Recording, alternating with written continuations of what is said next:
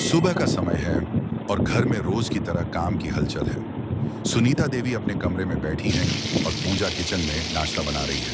तभी संगीता आती है और किचन में पूजा की मदद करने लगती है। संगीता, भाभी, आप रोज रोज इतना काम करती हो, मुझे भी कुछ करने दो। पूजा मुस्कुराते हुए, अरे कुछ नहीं, तुम आराम से बैठो। नई नई आई हो, अभी थोड़ा टाइम लो। संगीता, थोड़ा संजीदा होकर, नहीं भाभी, मैं भी इस घर का हिस्सा हूँ, मुझे भी जिम्मेदारी लेनी चाहिए। इतने में सुनीता देवी किचन में आती है। उनकी नजर पूजा और संगीता पर जाती है और वे दोनों को काम करता देखकर सोच में पड़ जाती हैं। सुनीता देवी हल्की मुस्कान के साथ, संगीता ठीक कह रही है पूजा, उसे भी काम में हाथ बटाने दो। आखिर ये घर सबका है।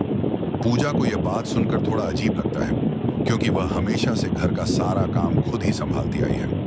लेकिन वह कुछ नहीं कहती, सिर्फ सिर हिलाकर काम में लगी रहती है। सुनीता देवी अब संगीता की तरफ देखती है। सुनीता देवी, संगीता, कल से तुम नाश्ता और चाय का जिम्मा संभालो और पूजा, तुम बाकी काम देख लेना।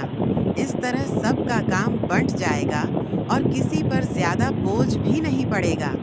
पूजा चुपचाप सहमत हो जाती है, लेकिन उसके मन में थोड़ी सी जलन होती है कि जो काम वह इतने समय से कर रही थी वह अब बांटा जा रहा है। संगीता भी थोड़ी घबराई हुई है, क्योंकि वह अभी तक घर के तौर तरीके ठीक से नहीं जानती। दिन भर पूजा सोचती रहती है कि सासू माँ ने ऐसा क्यों किया। शाम को जब रवि घर आता है, पूजा उससे अपने मन की बात शेयर करती है।